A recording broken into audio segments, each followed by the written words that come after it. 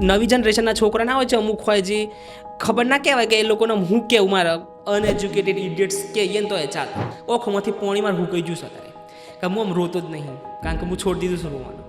અચાનક રૂંગું આવી જાય તો જરા માફ કરજો, પણ જો એવું થયું હતું, કારણ કે હું આ વસ્તુ સાબિત કરું છું કે હું એઝ અ ગે તરીકે જ છું, પણ હું આ વસ્તુ બોલ્યો નહોતો કોઈ દિવસ ગુજરાતી ગે એમ. એવા છોકરાઓ હોય છે અમુક. મારા આપણે ઘણા બધા ડીએમ આવશે, અમુક છોકરાઓનો ડીએમ મેસેજ આવું ને તમને એમ થાય કે આવા છોકરાઓ પડ્યા છે. શું વાત કરો?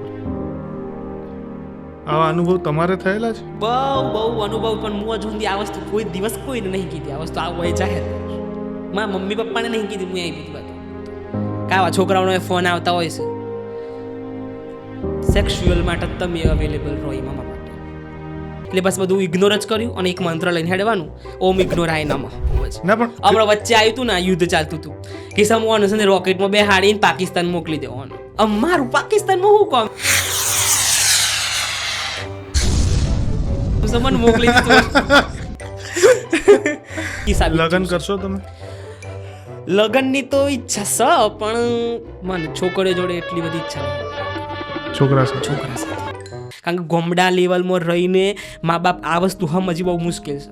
એમાં મમ્મી તો વળી બહુ જમશે. એક સમયમાં પપ્પા થોડા આમ ગુસ્સે થઈ જાય, અમુક સમયે મમ્મી તો બહુ જમજશે.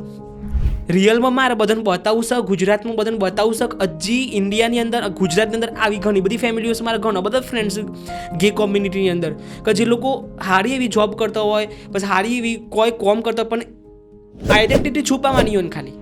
અને મેન પુરુષનું મેન જે અંગ હોય છે ને એ કાપી નાખવું, એટલે કોઈ એમની નહીં કપાતું. એને એટલું છોટું માઇન્ડ સેટ કર્યું હતા ને એ માણસ એનું એક અંગ કાપતું હોય છે, અને એ ભગવાનનું આપેલું લ્યો. અને જે રોસ્ટ બનાવશે ને એ લોકોના ખરેખર મા બાપને એવું કેવું છે કે બેટા તું તારું કોઈક નવું લાય બજારમાં રોસ્ટ કર, ના નથી, પણ